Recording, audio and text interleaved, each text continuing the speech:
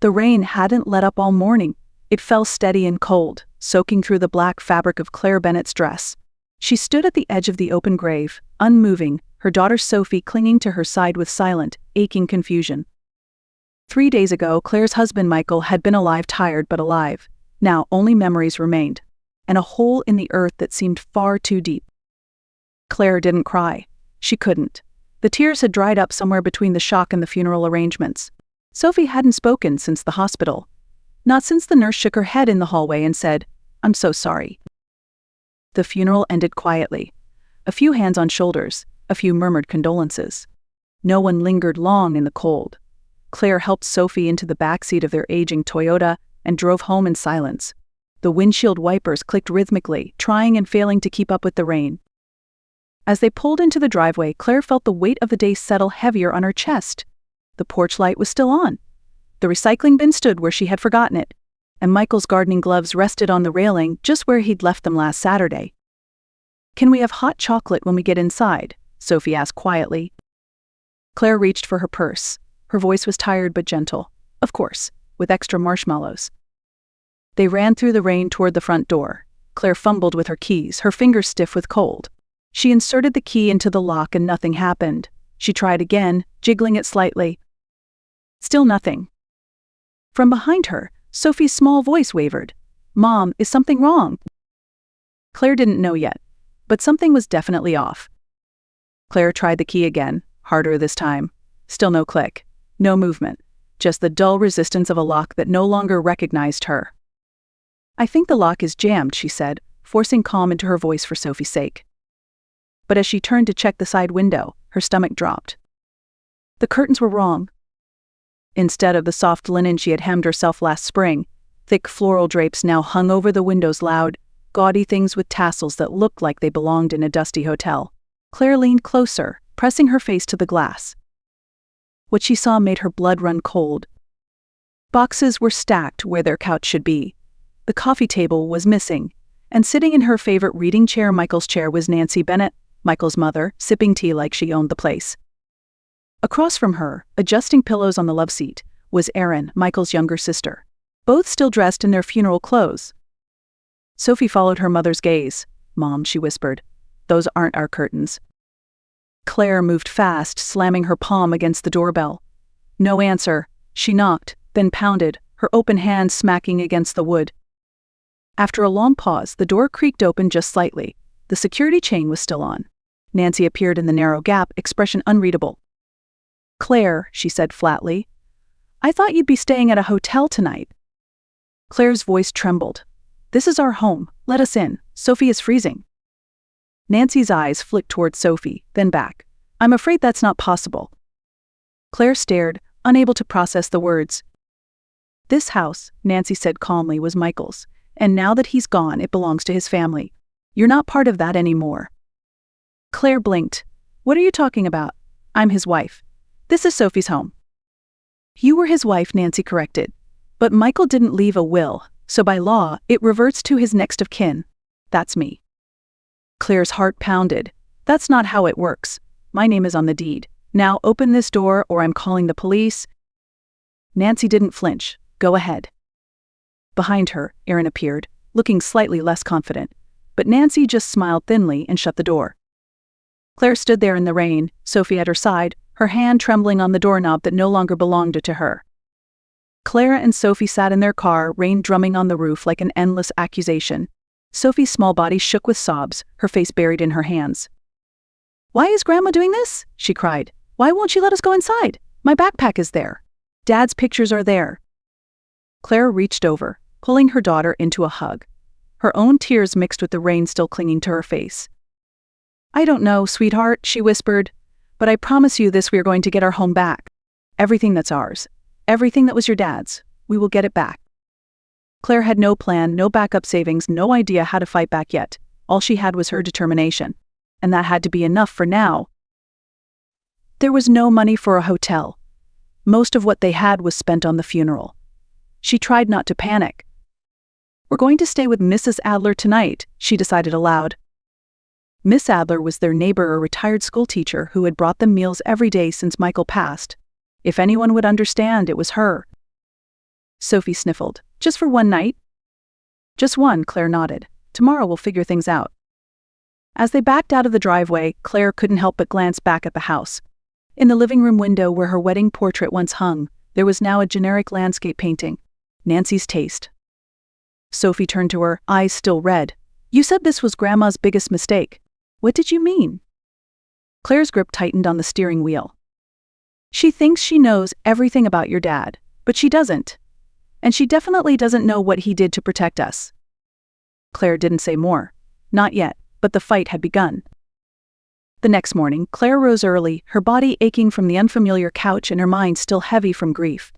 Sophie was still asleep in the guest room, curled up with a borrowed stuffed animal.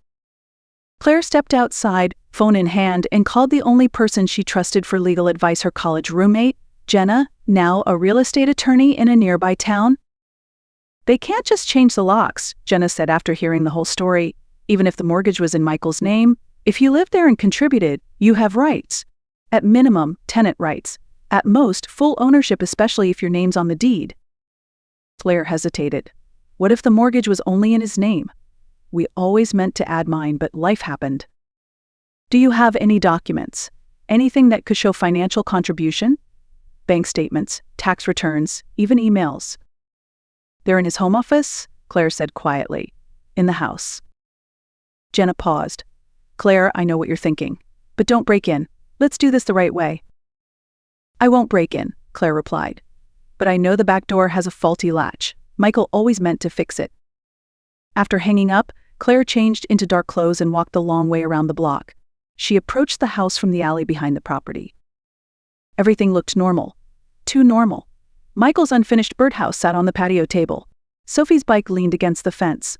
The herb garden she planted last spring had already started sprouting. Claire reached the back sliding door and carefully pushed. It slid open. No resistance. The house smelled different, floral, artificial, and unfamiliar. Nancy's doing, no doubt. Claire moved quietly through the kitchen, listening for voices. None. The house was still. She slipped into Michael's office and closed the door behind her. It looked untouched. His desk was still cluttered, tax forms, notes, a half-finished Sudoku puzzle. Claire moved to the filing cabinet and found the folder labeled Home. Inside were the mortgage documents. She froze. Her name was there, on the refinance paperwork from 2 years ago. She had handled it during a time Michael's business was struggling, using her own freelance design income to save the house. Her name wasn't just listed, it was the primary borrower. Nancy was wrong. Claire kept flipping. Insurance papers, tax receipts, everything in her name. Then something else caught her eye. A black folder marked in Michael's handwriting, Postnup, do not Tulstrup. Claire opened it with trembling hands. Inside was a notarized postnuptial agreement, signed by both of them, specifying that in the event of Michael's death, all jointly held property, including the house, would go to Claire. Attached to it was a note in Michael's handwriting. If you're reading this, I'm gone, and Mom has probably tried something. This is to protect you and Sophie. Show it to a lawyer. Protect what's ours. I love you always. Claire clutched the note to her chest. Even in death, Michael had made sure she wouldn't be alone. Claire sat at the kitchen table in Miss Adler's house, the postnuptial agreement spread out in front of her like a lifeline. Across from her, Jenna reviewed each page with a measured calm. This is solid, she said at last, notarized, witnessed, and specific. The house, the joint accounts, all clearly designated to you. Claire exhaled slowly. So we can get the house back? Yes, but Nancy isn't going to make it easy. And unfortunately, she just filed a legal challenge. She's claiming Michael wasn't of sound mind when he signed this, and that you manipulated him into refinancing behind his back. Claire blinked. He was perfectly fine when we signed that. He even insisted on it. Jenna nodded. We'll prove it. But this won't be a quick hearing. We're looking at a full case, possibly weeks. Claire swallowed hard. She glanced at Sophie, who was quietly sketching in a notebook in the corner.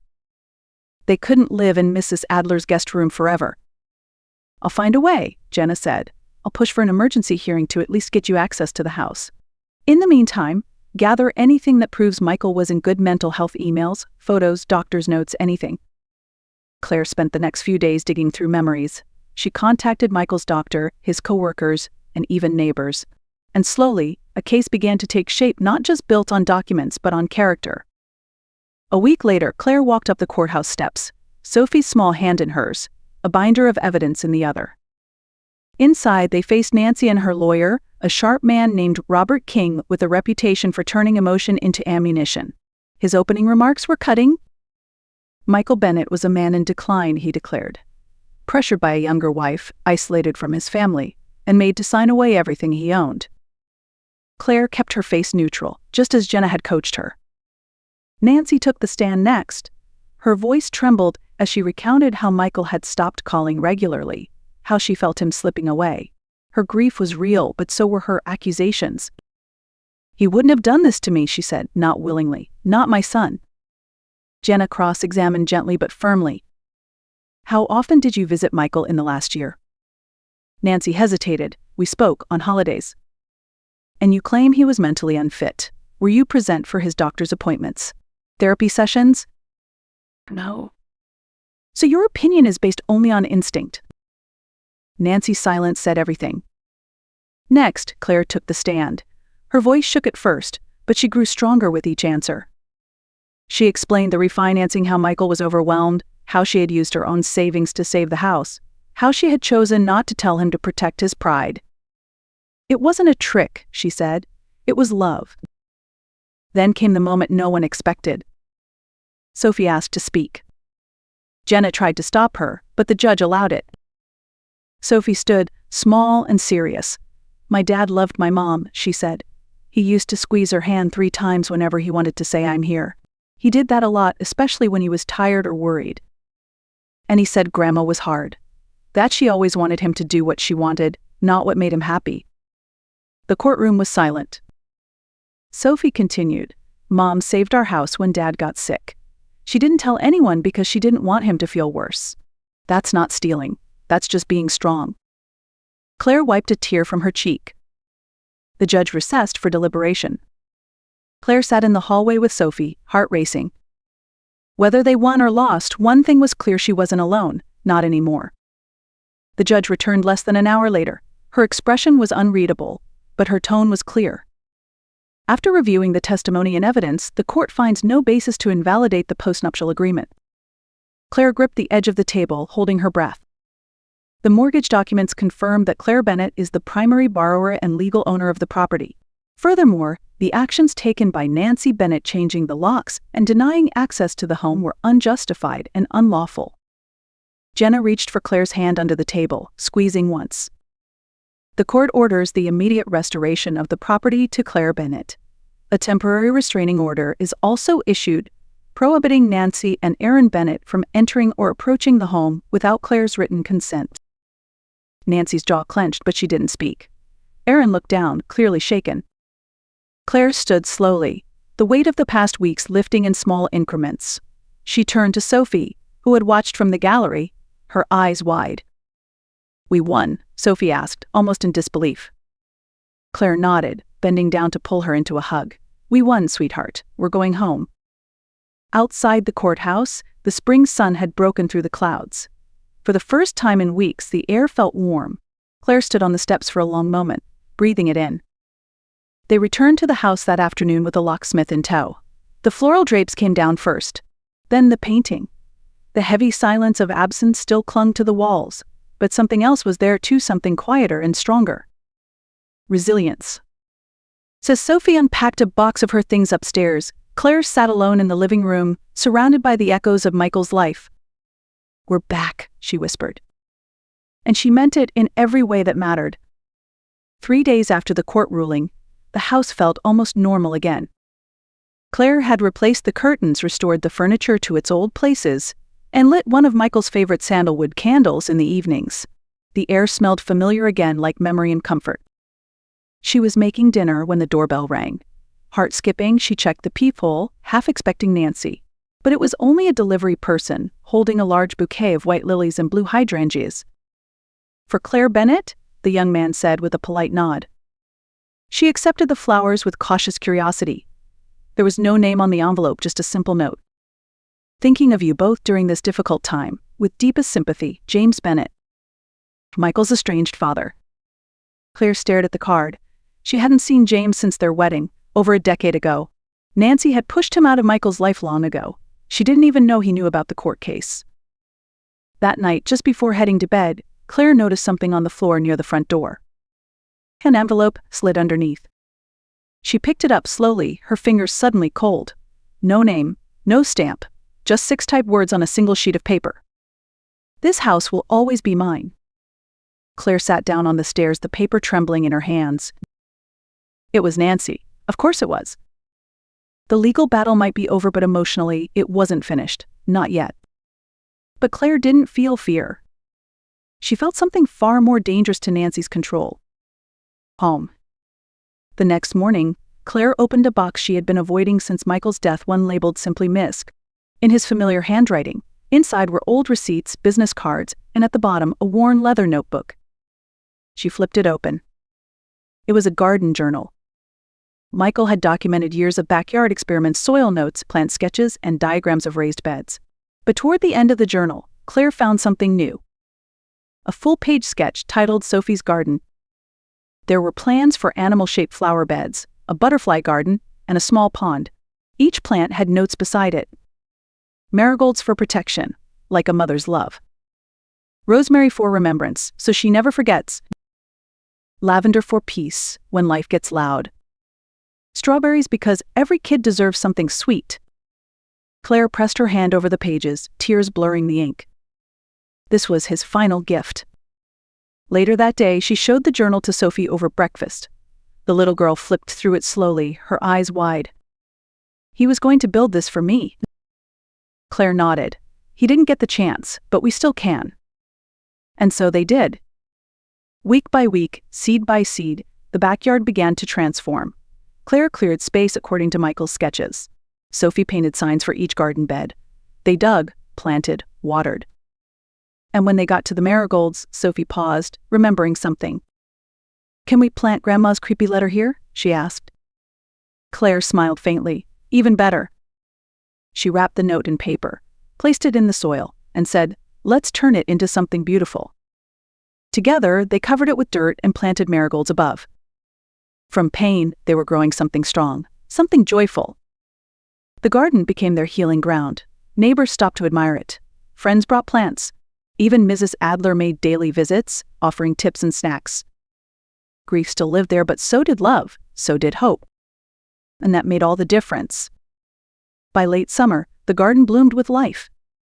Sophie's butterfly patch attracted monarchs by the dozen. The strawberry bed overflowed. The pond sparkled under the afternoon sun, and in the center of it all, the marigolds stood tall, bright, golden, unbothered by the note buried beneath them. Claire had returned to freelance design work from home. She converted Michael's old office into a creative space, but left his photos on the walls. Sophie had grown more cheerful, more curious, always eager to water her garden or show off a new bloom to visiting neighbors. Then, in early September, a certified letter arrived. It was from Nancy's lawyer. She had officially moved to Florida. In the letter, she relinquished all further claims to Michael's estate in the interest of family peace. Claire read it twice, folded it neatly, and filed it away. She didn't feel triumph or relief. Just closure. And sometimes that was more than enough. Claire stood in the garden on a quiet September evening, watching Sophie chase butterflies between the flower beds. The marigolds rustled gently in the breeze. The sun dipped low, casting a golden hue over everything. She no longer thought about the courtroom every day. Or the letter. Or even Nancy.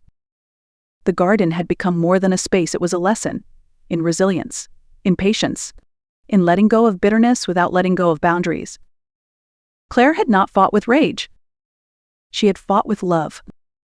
She had protected her child, her name, and the life she built with Michael. And in doing so, she showed Sophie that strength doesn't always look like shouting. Sometimes it looks like planting marigolds over a threat. Sometimes it looks like staying. So now, I ask you, what would you have done in Claire's place? Would you have fought for your home, for your child, for your truth? If this story moved you, if it reminded you of your own battles, or inspired you to hold the line for what matters, leave a comment, share your story, like and subscribe. Because healing, like gardening, is slow work. But in the end, It always leads toward the light.